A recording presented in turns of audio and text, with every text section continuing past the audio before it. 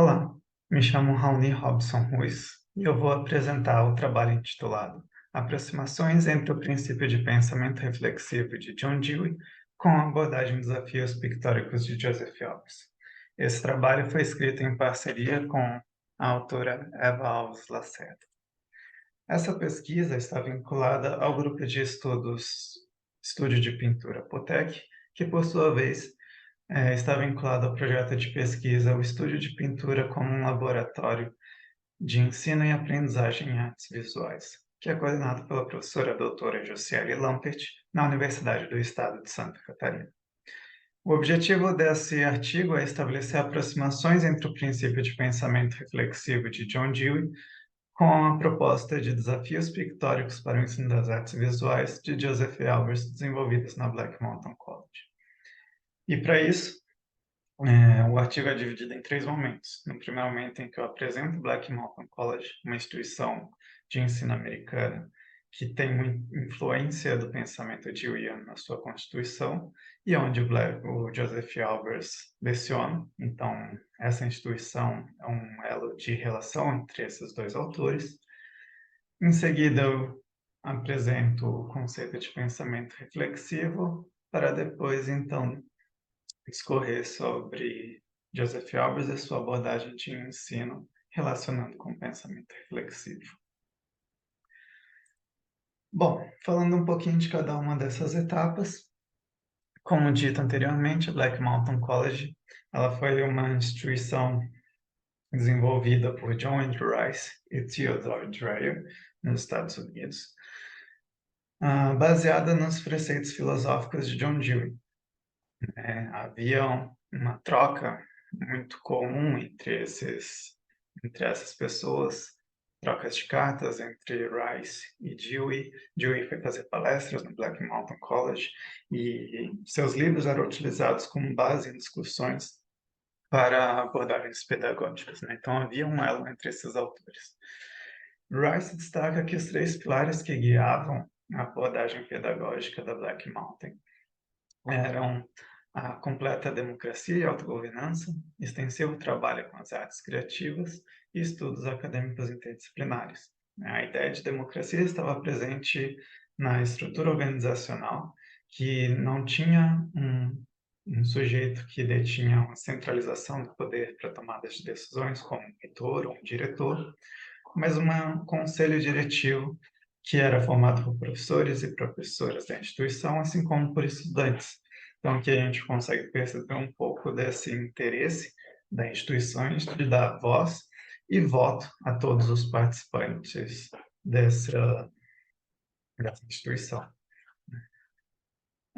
Outro ponto destacado também é o espírito de comunidade que havia na Black Mountain College. Joseph Albers falou isso, o próprio John Andrew Rice também, que apontavam como importante esse espírito, que surgia a partir da relação entre professores e alunos fora da sala de aula, porque tanto professores quanto estudantes viviam no espaço das instituições, né? Moravam ali, e nisso, então, eles compartilhavam desde ações organizacionais, como limpeza, produção de alimentos, plantação, até mesmo refeições, eventos culturais, tudo isso era feito de forma conjunta. E essas ações extra-sala de aula não existia uma hierarquia entre professores e alunos, eles compartilhavam e faziam em conjunto. Isso criava essa noção de espírito de comunidade. Outro ponto destacado também é que no Black Mountain College havia uma oposição ao modelo tecnicista e progressista, né, de pedagogia da época, e valorizava um ensino baseado na experiência e no pensamento reflexivo de John Dewey. E o conceito de pensamento reflexivo de Dewey, ele discute em um livro chamado Como Pensamos, em que ele vai apontar esse pensamento reflexivo como o que deveria ser um dos objetivos da escola, né, desenvolver. E ele vai explicar o que é esse pensamento, essa forma de pensamento, diferenciando de outras formas de pensamento do senso comum, como devaneio, fantasia e as crenças. Devaneio, ele define como um fluxo de imagens caóticos sem relação de ordem, causa ou efeito, né, que são fluxos que se iniciam e fundam sem um objetivo delimitado.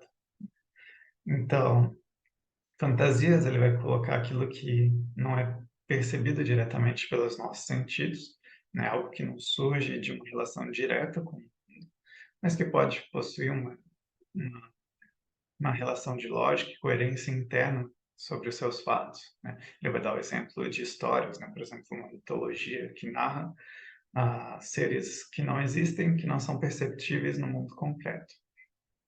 E também a crença, que é um modelo de pensamento que está vinculado a uma figura de poder, em que, devido a essa relação de poder que ela tem, a mensagem desta pessoa, o sujeito aceita como uma verdade, sem ter experienciado ou analisado por si. E de outra forma, o pensamento reflexivo, ele vai se desenvolver a partir da identificação de um problema que precisa ser solucionado no mundo concreto.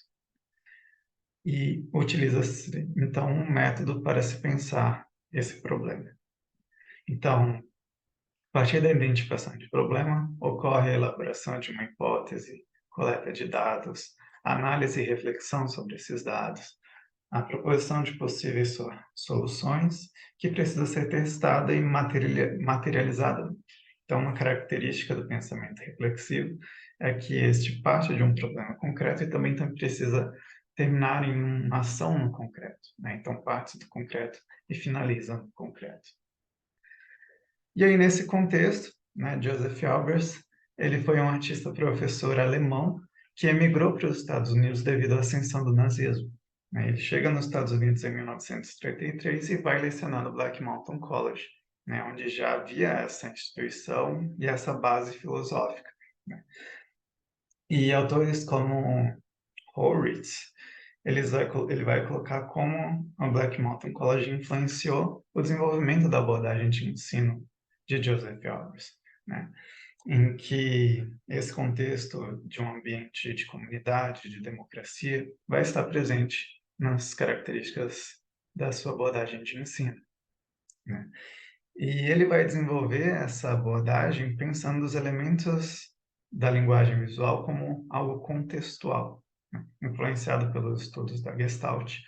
Ele vai entender que antes de se estudar uma teoria da cor, antes de estudar a, a cor como um fenômeno físico, antes de estudar as diferenças entre cor-luz e cor-pigmento, é necessário compreender a cor como elemento contextual, que a depender do local em que ela está inserido, na nossa percepção, ela pode adquirir características diferentes.